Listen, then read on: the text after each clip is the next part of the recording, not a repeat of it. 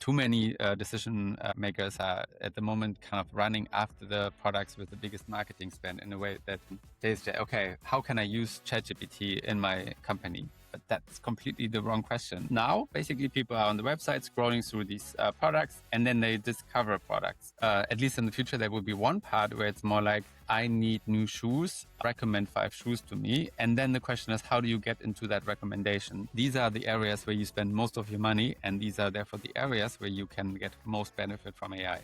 It's kind of evident, right? And this is where you should spend your investments then on these use cases. The general conversation will be on your phone and will be almost like a friend, again, like a personal assistant that is always with you, that helps you with your scheduling, helps you with responses, helps you with emails, helps you with what you're doing right now. Again, even with like shopping on a local market. Okay, I want that now. Hey there. Hey, Felix. Welcome to Sounds Good. Hey, how's it going? Good, good. I mean, come on. We're talking about identifying, AIing shopping. I mean, for a girl who doesn't like shopping, that's like gold. But Yeah, tell me if I it's think I feel happening. I feel sometimes there has never been so much change coming. Actually, it's a super interesting period of time, and when people feel right now that there's a lot of change, but I think the biggest part of the change is still coming actually in shopping, and that is true for the consumer, but also for the brands and for the retailers. Yeah, absolutely. And you know what? I was talking to another founder here on the podcast who is building an AI tool and he is giving it to directly to a consumer. And he's building a tax space, right? And don't get me wrong, I also want my taxes done by a robot somewhere where I don't want to see them. But for some people, I can totally understand that their tax person is also somebody very near and dear. They want to talk to them about their taxes. They want to find out, what's going on and, how the government is is ruining their life again. So with shopping, it sounds good, probably all the folks in OpenAI also hate shopping as much as I do. But you're also taking away the entertainment part. I mean, you want to go there. You want to find the biggest discount. You want to tell people that that was just 5 Yeah. euro, right? So, how do you make that mind shift? I think it's just going to be very good, right? So I think, To summarize, I think there will still be this hunting going on, but maybe the tools that you have for hunting a great product as a consumer are now changing, and the new tool will be large language models, or like I would even call them more shopping assistants, and you're using large language models to communicate to your shopping assistant, but there's going to be a lot more to that assistant than just a large language model. From a technology perspective, I think you're talking to that large language model and you explain what you want. And then there's a lot more behind that than just the model itself. Today, already, for example, there's this shopping graph, basically where we have a gigantic database where all the products are constantly saved and updated because prices are changing all the time. Delivery options are changing all the time, and maybe something is already out of stock, for example, at some seller. And these shopping assistants will do the hunting for you, and then you will still be able to make choices. It's just that you won't Mm. spend so much time on the websites anymore. I think that's the big change. This doom scrolling on the shopping pages where you just have like an endless list of products.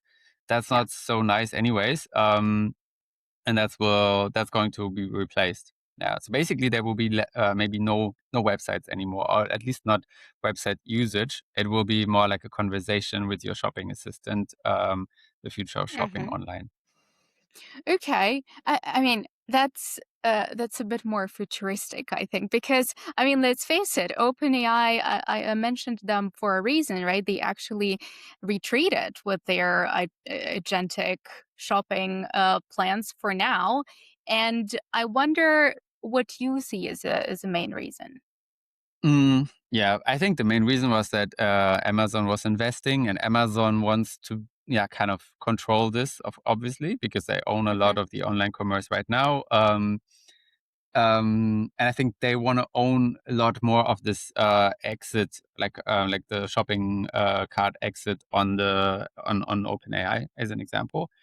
But but that's just kind of a different way. That doesn't mean that OpenAI doesn't want to go into the shopping, because they have to monetize their investment somehow, and shopping is really the obvious method if you go B2C, right? I mean, and traffic goes B2B mostly, and Hmm. monetizes the investments with the coding tool. But ChatGPT just doesn't have much really at the moment, and so shopping is kind of going to be really number one option to monetize the whole investments. And they're not retreating; they're trying a different way, in my opinion. Okay. All right. So, as far again as my research went, I understood that it's also about discoverability, right? Everyone says Hmm. now that discoverability is this new kind of problem that a lot of people, businesses, retailers are facing, and it's very difficult at the moment to really trace the leads or customers that are coming from AI tools. So, do you think that this is also going to be something, or at least, that the first layer of this agentic, or coming into the agentic era of shopping? Um, yeah, I think, I mean, it's true that all the brands and all the retailers are now trying to find out how can I be Mm. found. And yeah, I think that is the first part. Like, how can I be found? But then there's also much more to that, because the next question will be, what products do I need to be found, or to be in the best selectable option for a shopper? Yeah, because this is changing, right? Now, basically, people are on the website scrolling through these products, and then they discover products. At least in the future, there will be one part where it's more like, oh, I need new shoes. Recommend 5 shoes to me. And then the question is, how do you get into that recommendation? Um, and I think that's not only about how do I describe my products better. It's also going to be what products am I actually producing. So that there will be an option to produce much more specific products which fit a lot better to specific queries, or uh, asks from consumers. And retailers and brands have to understand that a lot more, to produce products which are much closer to what people are actually searching for. Because there's not that scrolling, and the consumers are not seeing so many products on that way. And that's actually a much more interesting part. That so products will be produced in a different way, based on what people are really searching for in these conversations with their shopping assistants. That data at the Hmm. moment isn't really available, but it's more and more available, of course. And then brand teams can actually build super exciting products which are fitting really well to what exactly you want.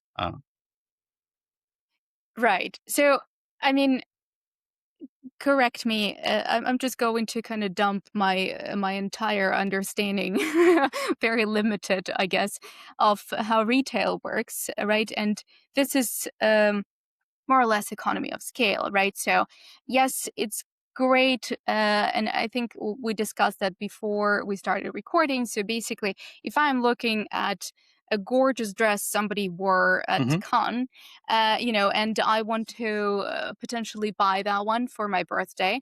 There are 1,000 more girls like me, right? And like you said, the brands can see that we're searching for it and produce that, right? But let's be honest, my birthday is next week, so I cannot just wait for some factory in China, to pick up the slack and, and Yeah. send it to me and everything.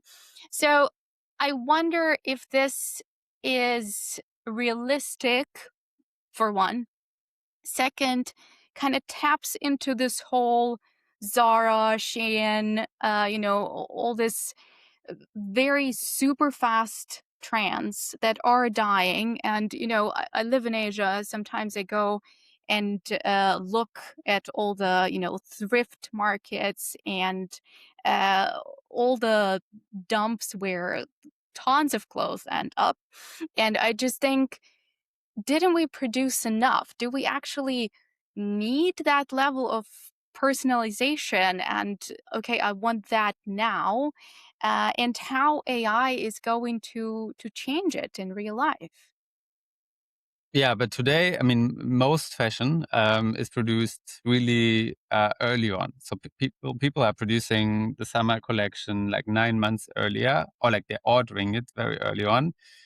Yeah, and then it's shipped 9 months later, and there are a lot of mistakes that are made there. So from an also from an environmental perspective, it totally makes sense to produce them closer to the consumption period, so that you actually know what the demand is already, right? Because in spring you already know a little bit what people are looking for the summer, and the mistakes in production will be less. And then so that's a better world. Basically, we have to throw away less products if people know better what they want exactly.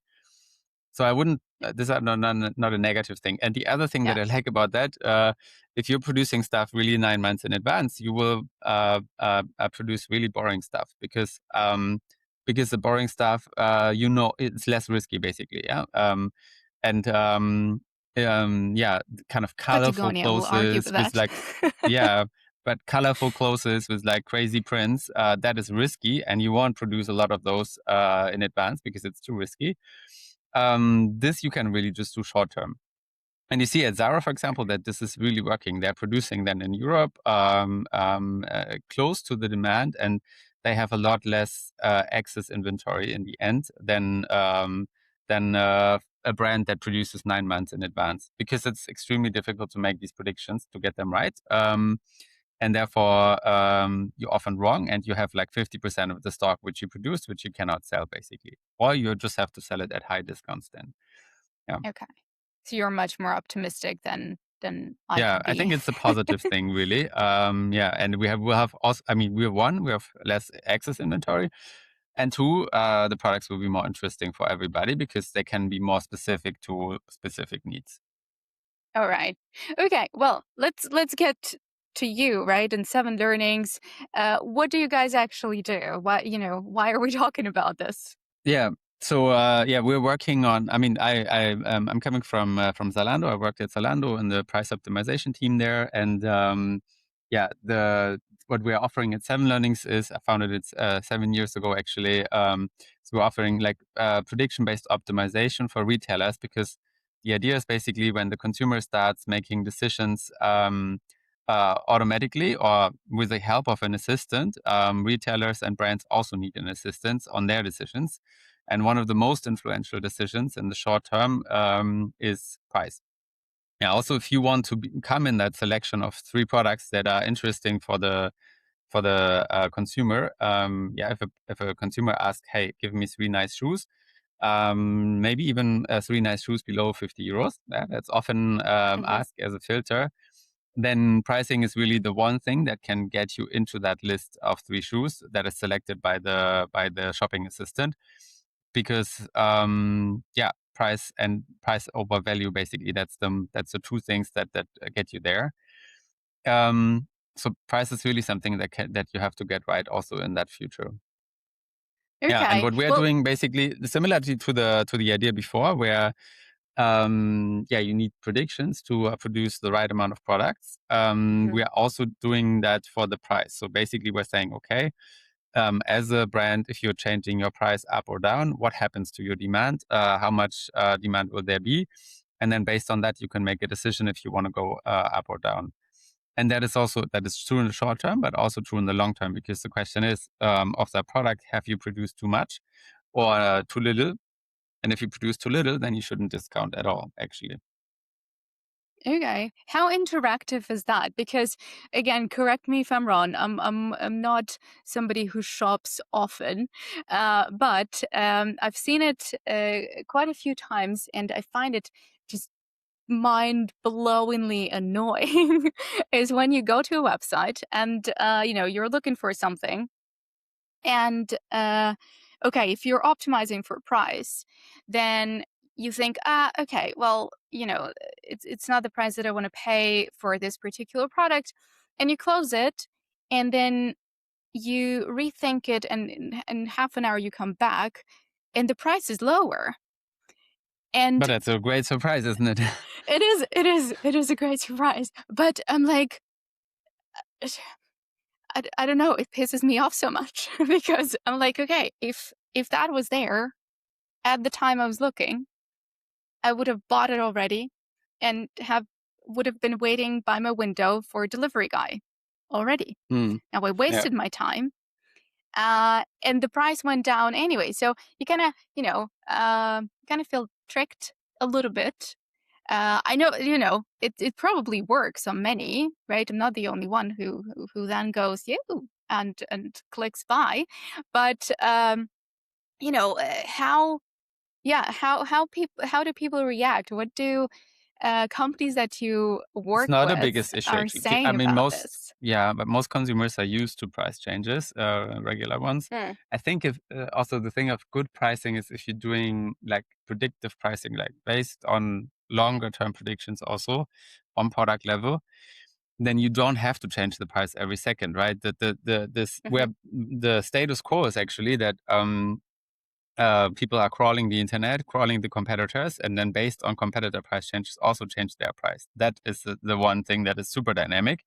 If you're doing predictive decisions like we're doing, you do not have to change all the time, basically. Yeah, so it's actually we're using the competitor price as well, but as part of the predictions, and not Hmm. in the way that we're directly following the competitor price change. So in our predictive world, there's less price changes typically than in this world where you do just where you just follow your competitor price because they are moving all the time. Yeah. Okay. All right. So I can absolutely see how it makes sense for companies. Hmm. But tell me if you think that people are already ready to outsource their shopping, and it's okay that there is a robot there and a robot here, and they're going to talk, and then I'm going to look amazing. From a consumer perspective, you mean? Yeah. Yeah. Um, So I think the evidence is that they are doing it already. So Mm. in many shopping, like many online purchases, already start with a conversation with the assistants. I don't know the latest number, but it's already like 30 to 50% or something like that.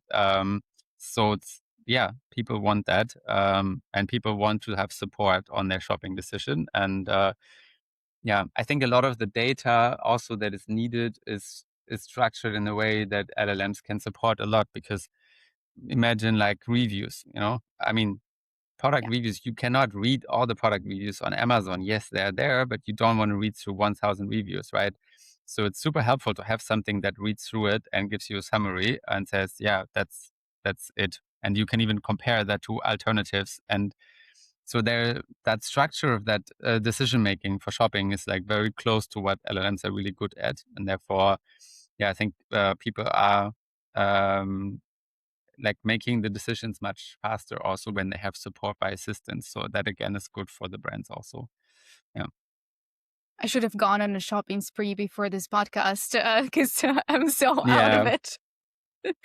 No, really. I But think, it's already used by a lot of people. And then, yes, people are not necessarily making the final decision in the conversation, and they're not directly shopping. But that's just a small step, in my opinion. Yeah. So we are at the moment is that kind of this. You get information from that assistant already, from Gemini or from ChatGPT, and then you're still shopping on the website in the end, mostly mhm. on Germany at least. Um, but that is not only a small step, like a technical step. The integration into the assistants will come, and then also at the moment, most people are typing, right, to communicate with the LLMs. But there will be like voice assistants already available, and they will become a lot better. And then you won't have to type anymore. And then you can just say, okay, now I want to just buy that. I think there will also be visualization. That's also something that isn't there right now. So if you, let's say you Mm. want to have some furniture for your living room, and you want to look at it kind of maybe with your glasses, that is just also an added value which isn't there right now. Or you buying this dress that you talked about, and then you can kind of look at you in that dress before you're buying it. And again, it's going to reduce return rates. It will be it's a nice experience, and it will be overly positive, I think. I think that kind of the closest conversation to that I had was a couple of years ago with the founder of a tool. I hope I remember correctly. It's called Elsa, Hmm. and it's bringing kind of a more of a real time shopping. Um, well, bringing it back in a way, but also making it better. So you can see people, like you said, you can see exactly how it looks like. You can kind of get a better feeling, and that was.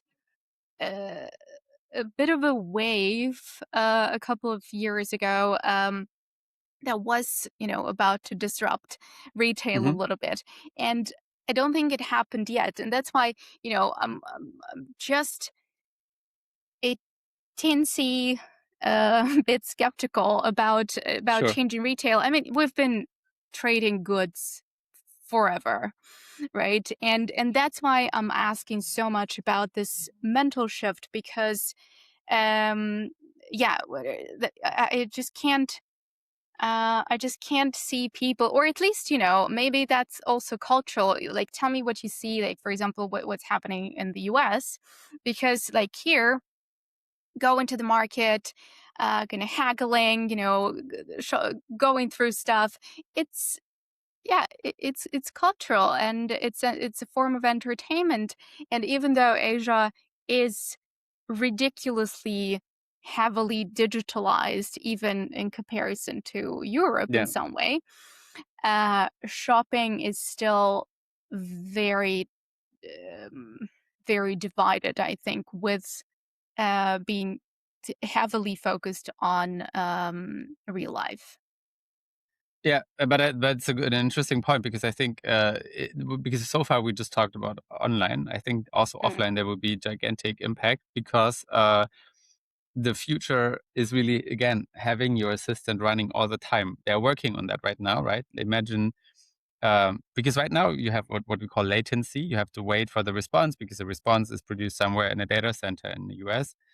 Um, but it will run on your phone at some point. They're working on that. So like Siri runs on your phone today. So they will compress the model, so they run on your phone, so you can really have this thing running all the time. And then only for complicated jobs it will run on the data center.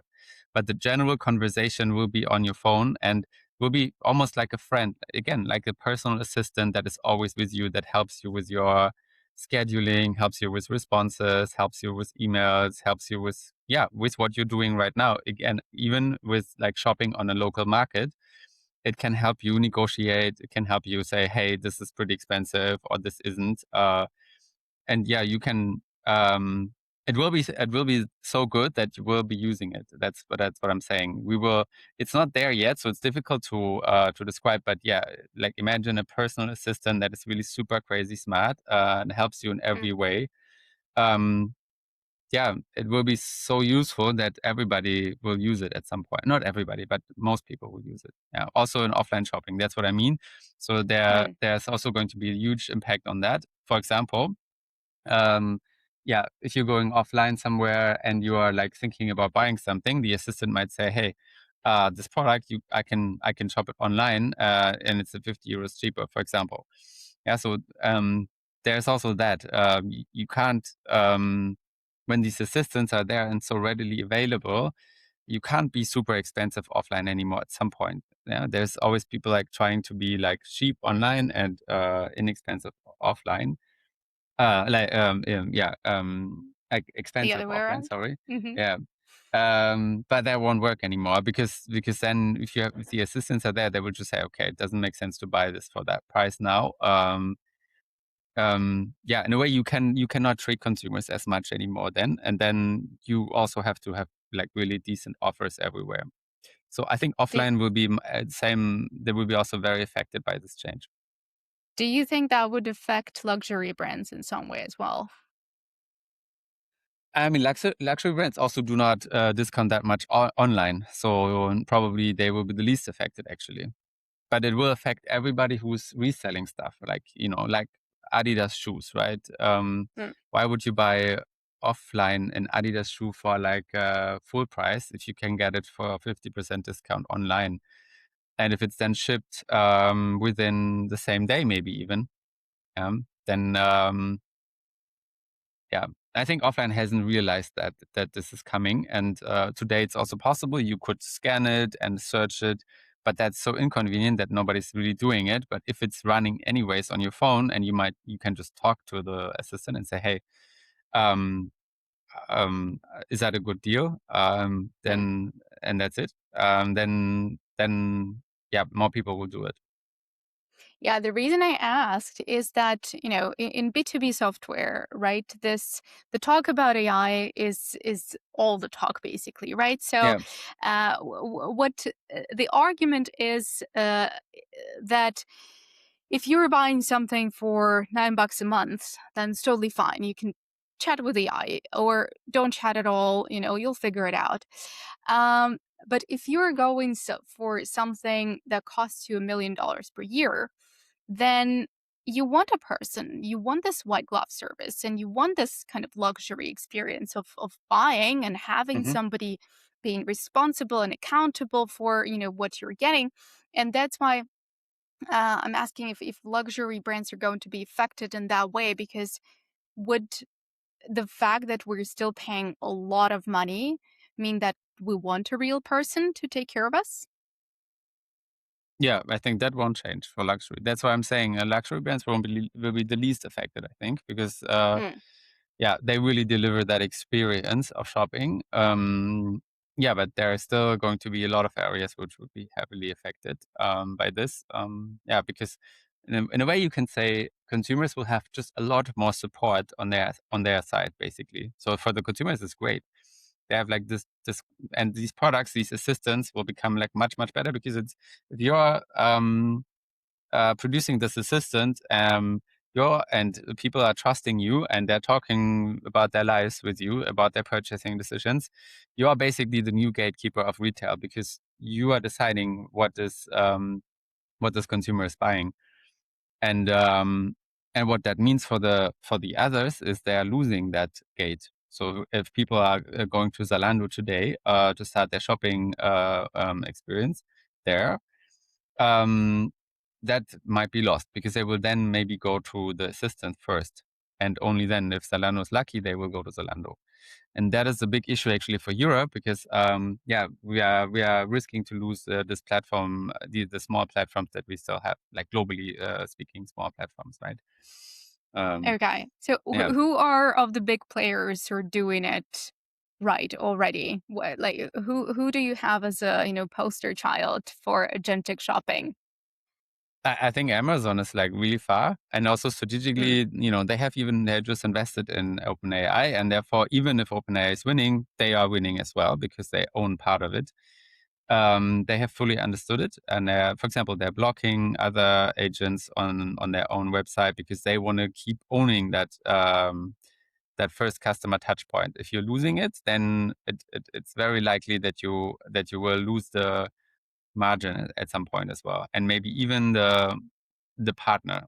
Yeah, because for Adidas the question is, why should I list my products on Zalando if I can list them directly on OpenAI or ChatGPT again?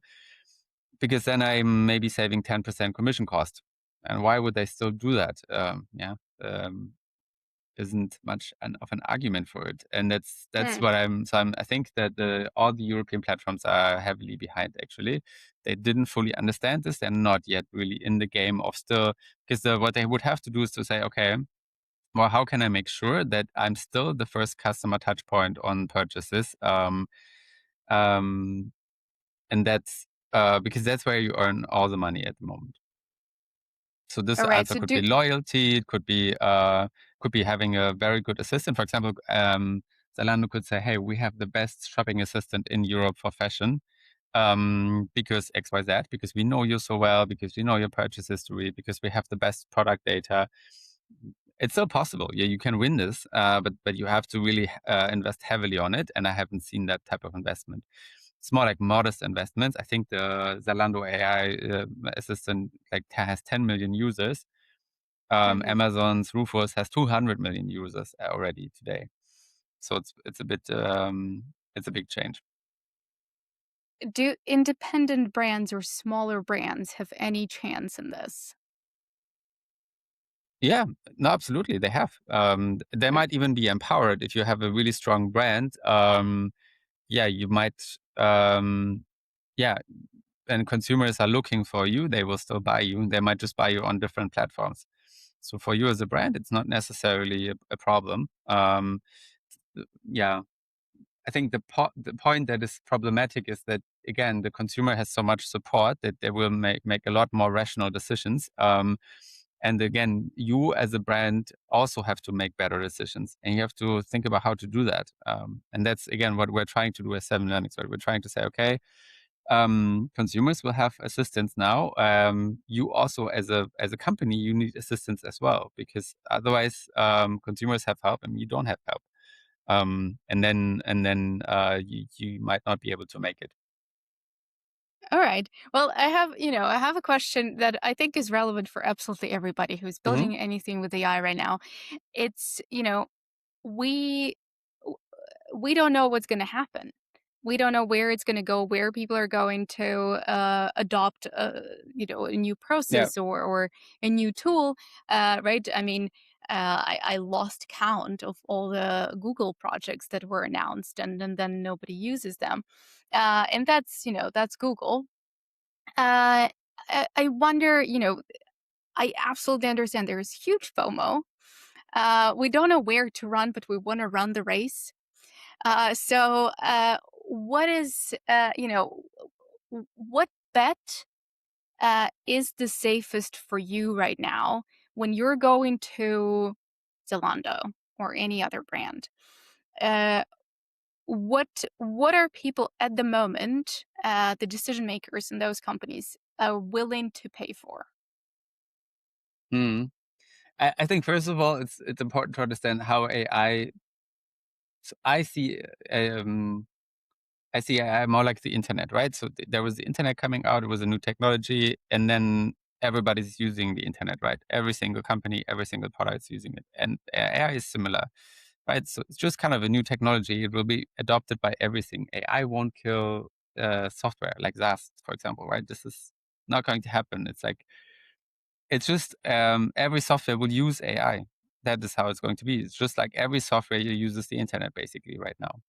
So that's the type. It's that kind of type of. It's going to touch absolutely everything. It will be in everything that we do. What we in every software will use it. So um, and yeah, to your question now, I think it's important for decision makers to figure out, because there's so much offer at the moment. You're right. Like, where can you earn money? Like what is the area where you can monetize AI investments most? At the moment, people spend like hundreds of thousands of euros or millions of euros on Anthropic's code tool, for example. I think that's probably the biggest investment today. And the studies have shown it's not necessarily paying off. Basically, you are investing gigantic amounts of money, like collectively hundreds of billions. And it's not necessarily your code isn't really better in the end. It's actually, some studies have shown it's worse, right? So maybe that's not the first part where you earn most of the money. Actually, like, the return on investment on that AI investment might not be the highest. So I think you have as a leader, you have to think about, okay, which areas could I apply AI, which use case actually, and I think it's use cases where you spend, if you look at your P&L, where you spend a lot of your money. Yeah. So for example, for a retailer, it's definitely discounts as an example. It's marketing spending. Yeah, it's your spending on purchasing products. These are the areas where you spend most of your money, and these are therefore the areas where you can get most benefit from AI. Um, It's kind of evident, right? And this is where you should spend your investments then on these use cases. And too many decision makers are at the moment kind of running after the products with the biggest marketing spend in a way that they say, okay, how can I use ChatGPT in my company? But that is completely the wrong question. The right question would be, which use case should I work on to get the biggest return on investment from AI? And so you have to first think about the use case, then about how to improve the use case. Yeah. Okay, that's great. So, what do you think would be the biggest mistake for most retailers to do in the next year if we're moving towards agentic shopping, AI, and everything? Um, yeah, I think this strategy of not doing anything is not a good strategy. And there's still a lot of people are doing it right now. They think, especially in Europe, they're like, yeah, even like the strategy of Zalando, I'm like, yeah, they are like trying to be present on these platforms, but not really driving it on from their own. I think at the moment there's so much change coming. You need to do a lot of experimentation. You need to do have a lot more projects running which go in different directions and try to win some areas. Um, and that is not it's not like making your own large language model. That's absolutely not necessary. What I'm talking about is like winning some of these use cases, and that's still possible. And I don't see enough investment in that at the moment at all in Europe in total. Not by brands, not by retailers, not by platforms. They're more like following, and they're not following in the right way. Also, Otto, for example, they are now implementing Gemini as an assistant and call that a huge thing. It's not at all. I mean, they're just implementing Gemini. Everybody can do that. It's not. They have to add a lot more from their own Mhm. technology into that assistant to become like to add something on top, right? Yeah. And again, I see It's probably so not. much potential there, but it's not. Yeah, They're not working on it really. At the yeah. moment, again, they're just working on an assistant which is fully based on Gemini, not adding so much on their own from their own for their own data or like adding software on top. But there is a lot of potential for that, and that would have to be. It would require more investment. Would require like for like to build a leading AI system. I think you need like 500 million or something, a budget like that, to be not building LLMs, but still you have a huge team that works on this. And then you can still win this. I think in Europe, you could win it. But right now, I don't see anybody doing it at all. Okay. I mean, it's probably not the easiest crowd to work with either, because you're saying it's Zalando, Auto, what is it, ASOS? What else Bo, do we maybe have in also, Europe? yeah, yeah, Uh, I mean, they're pretty huge, right? It's kind of a universal problem in B2B that it's very difficult to move them and to turn them, this huge machine, into thinking agentic all of a sudden. You would have yeah. to do a bit more promotion. Yeah, I mean, I'm not saying it's easy. It's definitely difficult, and it's also difficult to finance this. That's why I'm saying only the very big ones can do that. Yeah, as a brand, even as an Adidas, I don't think you can build an AI assistant on your own, and you shouldn't do that also. But the big platforms, I think they should, because AI assistants are the future of commerce, basically. And if you want to be part of that, I think you have to compete on AI assistants, basically. Whoever gives the best AI assistance during shopping to the consumer will be the new platform. And right now, it looks like the Americans will be that. And that's, I find that sad. I would be interested to see if in China somebody's working on that. I don't know, something For on sure. WeChat, because everything is on WeChat, right? You Yeah. can have your And entire life there. of course, and the more data you have, it's like search, right? The more data you have on the consumer, the better your product can be, your assistant. And that's kind of the Mm. benefit of companies like Zalando, for example, right? They have the purchase history, and they could make this assistant better because of that purchase history. But if we now think that that purchases, if they all go to ChatGPT, then ChatGPT will have that purchase history as well. And then also the recommendations can become much better from that system. That's what I'm saying. You should not wait until all the purchases are moving to ChatGPT before you start building your own assistant, Mm, because then it's too late. Yeah. yeah. All right. So, since you're working with pricing, right, I Yeah. cannot not ask, right?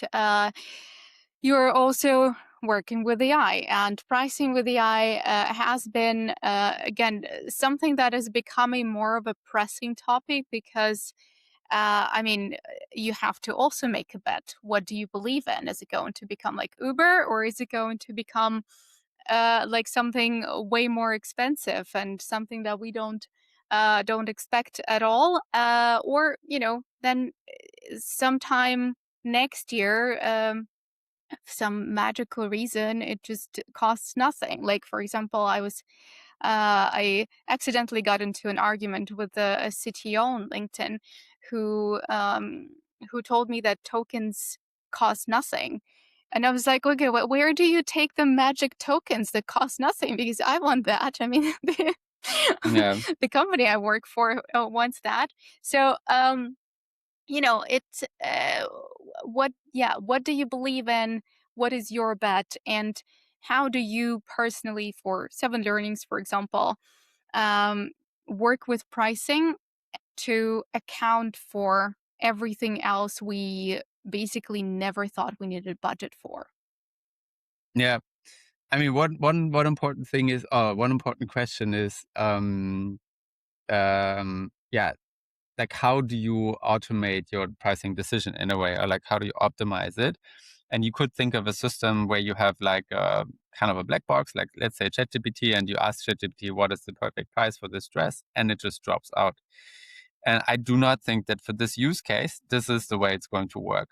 Yeah, because for this specific use case, the brand manager or the merchandise manager, they want to know why this price has changed and on what basis. And that's something you need to be able to tell back to the consumer, to the user, in this case, to the brand manager. Hey, this is the reason why I'm recommending this price. Um, so I think for this specific use case, LLMs are not the best choice. And this is why I think in this specific area, you want to base your decision on predictions. You want to know, okay, what would have happened if I would go up, and what would happen if I go down? What would be my profit? What would be my revenue on this dress? What would be the stock reach on this dress? You want to know all these nitty-gritty details and you want to review them to understand the decision. Yeah, so this is, I think, a thing that is also true for the consumer. They will also want to understand decisions coming out of LLMs. Today, they just come out, and you don't know why these three products were recommended to you. But yeah, this is again something that you can tap into as a benefit. Yeah, so I think generally when you want to put trust into a system that automates your decision, you want to have the feeling of control, and that comes from explainability. So AI has to be explainable to gain this initial trust from consumers, but also from the merchandise manager who makes the pricing decision. Um, and that's why predictions are so relevant, because the predictions give you a specific number you can show to say, hey, this is why I made this choice based on those predictions. Yeah. It's interesting that you said about trust, because I feel like there's so, like, on one hand, we're all a little bit afraid of AI, but on the other hand, Yeah. we're so trusting. Like, basically, Yeah. people dump their entire lives into OpenClaw, or the entire databases of everything they've ever done with their companies, not even into something secure, but just into Claude Yeah. Chat. But there's a And lot of then, problems with that too, right? So I think yeah, we are very like conservative on that. So we would never do that. Um, so I think that's also just kind of people. Yeah, so developers, they want to get help on their coding, right, on their work, and mm, therefore they just kind of overlook these security risks. But we are already seeing today that a lot of that isn't really working well. And I think in the short term, this helps a lot, making coding faster, using that for coding, right? But in the long term, it produces code that people don't understand that well anymore. And that is a problem, in my opinion. And we're already seeing that now. It's kind of, it gives you a short term boost, almost like a sprint, but then you Mhm. have to pay for it later on, almost like you're drinking alcohol. You have a great time, but then there is a period when you wake up and you're seeing, oh, fuck. Yeah, what have I done, basically? And it's the same thing happening now. People are like, they they love it because they have to work less, basically. That's just what it is, right? Mm. Um, but then they wake up and see, oh, fuck, I don't understand my code anymore. Mhm. And that is a problem. And then, yes, you Yeah. can ask AI to explain it to you again, but maybe it's already too late. Yeah. Right. And you don't know if it explains it correctly. I remember the first time I saw a YouTube video where somebody said it was about OpenClaw, and it said when you're setting it up, just to make it faster, say override security something. And I'm Mm. like, oh, that's very similar to uh, scammy calls that I was getting in 2014 from guys telling me to disable my antivirus because they're going to send me a magic link. No, I was exactly. like, how how is that possible? How is that normal? Why do we think that? Because that's the thing. I think, yeah, I think people get it completely wrong. I think the whole thing, like, we still like think because it's so useful, like you think of it as a one big thing, like one AGI thing or one AGI entity that helps you on everything.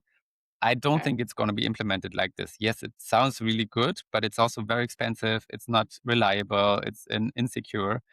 And especially for enterprise purposes, it's much better to think of it from the other direction to say, hey, I have one specific use case. What is the best solution on that specific use case? Right? It's a completely different way of doing it, right? On the one hand, you're starting with a solution, with an AGI tool that does everything, that helps you on absolutely everything in the company. And suddenly you realize, oh, this is very expensive and it's not Mm. reliable and it's insecure. If you start from the other way and say, hey, how can I solve that specific use case with, or improve it with AI? And it's a use case where you have a lot of return on investment, then you're much safer because that will just use the data that you need for that use case. It will be cheaper because it's more specialized, and it will be reliable and also explainable because it will tell you why it makes decision. Um, and I think Yeah. that way is slower, but it's more secure and it's more reliable, and it's also cheaper in the end because it's specialized. It's more like you can play chess with ChatGPT, but it's super inefficient. It's like very expensive and it's bad for the environment. There's a chess computer on your Yeah. phone which works locally, and it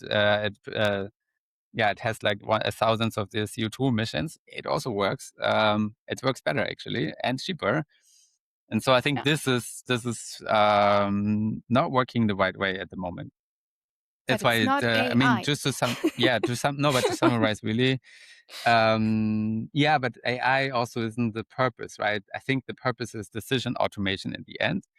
Um, yeah, that's the whole thing that's happening. It's about automating human decisions, and yeah, there's still this discussion going on in the industry. Basically, how is that going to be implemented? And I'm telling you, it's not going to be implemented by this one gigantic thing that does everything. It's the other way around. It will be implemented use case by use case mostly, because this is where it will be best implemented and optimized.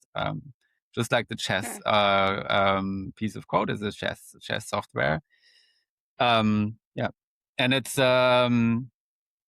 not in the interest of and oh sorry, not it's not in the interest of ChatGPT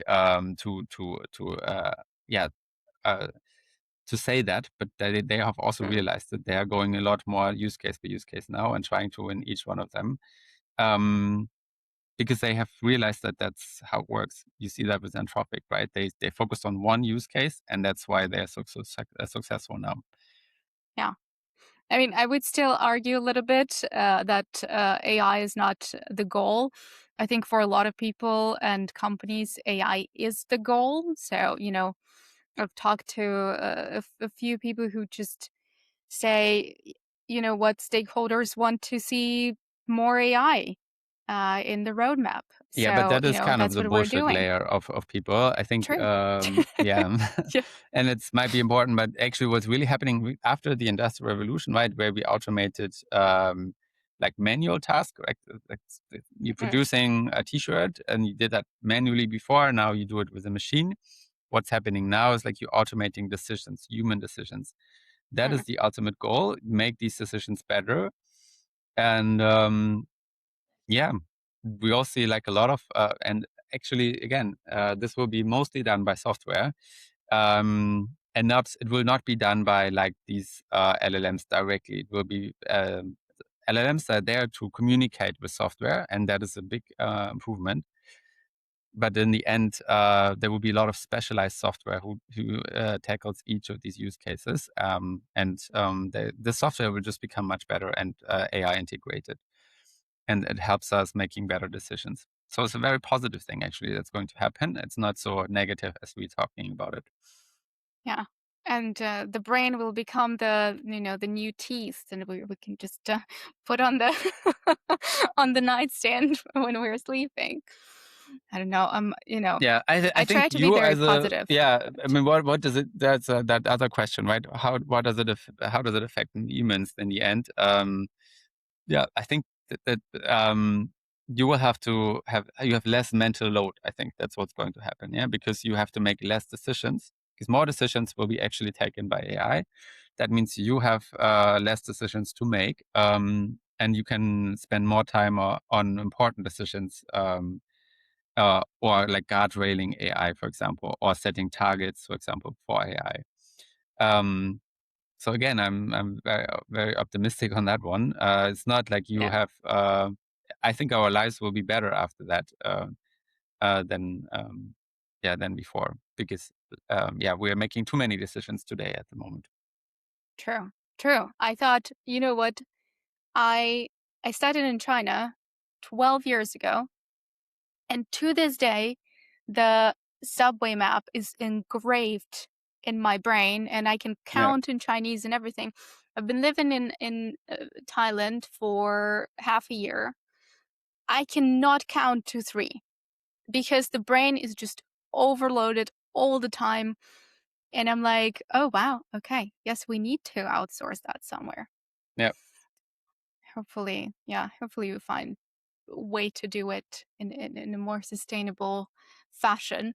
But okay, well, it's great talking to you. I think I could ask you a million other questions, but I don't want to take too much of your time. I will just ask one that I always ask now. And what has been something on the internet or not, hopefully not AI, that excited you in the last, I don't know, month or two? I'm working on a triathlon actually at the moment personally, and that's really I think exciting for me because besides all that thinking work that I'm doing, super nice to have something more physical. Yeah, that's really something that I'm doing right now. Okay. All right. Yes, totally. I can see that. I've been running marathons. I kind of get into swimming and the rest. I want something a bit simpler, less Yeah, gear, but yeah, it's totally beneficial. All right. Well, good luck with the triathlon, and thank you thank for the you. conversation. Thank you, Anna, for the invite. Sure, absolutely. And I would love to see how it works and maybe talk to you next year and see where Let's do that. we Yeah, I think stand. a lot will change until next year. Yeah, fingers crossed they solve my shopping hate. All right, Felix, thank you so much. Chat Bye soon. bye. Bye.